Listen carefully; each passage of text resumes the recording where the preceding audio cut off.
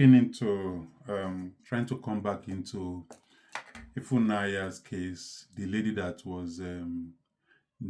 had a snake bite in Abuja, that eventually died as a result of the snake bite. Um, so, well, it's very painful. Her death is very, very painful. Such lady that had such beautiful future, had beautiful talent, had beautiful gift, and who also discovered her gift early in life and was making a headway, and was doing good with her gifts. When you listen to her performances, you will marvel at the kind of gift that the lady was. Uh, but quite unfortunately, she passed on, um, um, despite despite the red flags signs.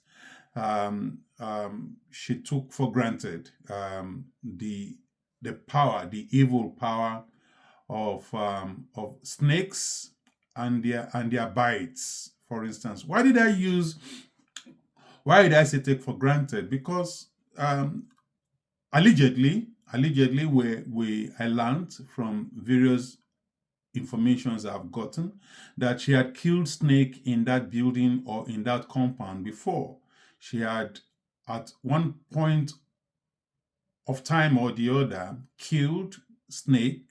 And for me, if you have killed snake in a building as a young lady, why should you continue to live in a place where you have killed snake? For me, I was expecting you should be afraid of living in an environment prone with snake, and then and for me it was a no. There was no reason why you should live in an environment full of snakes. So, well, I do not have sufficient information about the kind of environment she lived in, but the fact that she had killed snake there before was a red flag, something um, she should have paid attention to. All right. So, but then let's look into this. Many of us in our today's world, especially in our country, because we are trying to beat sometimes the landlords, the bite from rents. We're trying to beat the bites from economy, the economic situation of the country. We want to make use of opportunities. So one of the opportunities is to be able to buy or build a house that we can afford to enable us um, get relief from the bites of landlords, from rents, get relief from rents, and so on and so forth, which may have be one of the reasons why Ifunaya got where she lived. But then we should pay attention to dangers that surrounds us. Safety is number one. In anything we do, safety is number one. We must put safety first. You must think of safety like food. You must think of safety beyond food. Everything in life must be approved by safety, by the thought of safety. Look for safety when you are living in a home, when you are living in an apartment of your own or in a rented apartment. Put safety first. Look for how am I safe in this place. Look for poisonous things, not only snakes. There could be scorpions. There could be lizards with red necks. A lot of things. You have to look at how am I going to avoid this kind of things. Can I live with this? If I'm living with this, what are the things I've put in place in case of emergencies or in case of danger? How am I going to deal with these things if danger arises? These are the ways we should be able to think. What are the first aids available? Where do I go first? What hospitals? In some cases, there's nothing wrong in pasting these things around our house, write it somewhere, paste it around our homes, on our fridges, on walls that are permitted or that are neat enough. If anything happens to me, my neighbor, this is what you should do. My neighbor, this is where you should go to, or you should take me to. These are the things we should be looking at. Because in this case, Ifunaya, in her case, I presume, I'm not very sure, I don't have sufficient information about that, but it looks like she lived alone because there was nobody she could call or that should help her, that could help her in her home, take her to the hospital, look after her.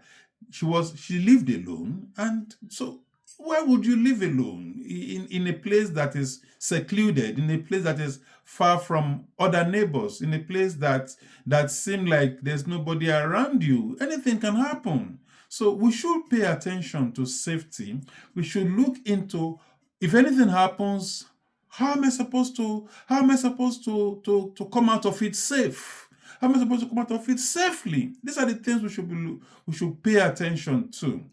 So as we go on, we should look at if for instance, if Unaya had the opportunity, would she kill this snake again? Yes, I think she would, because she has killed snakes before.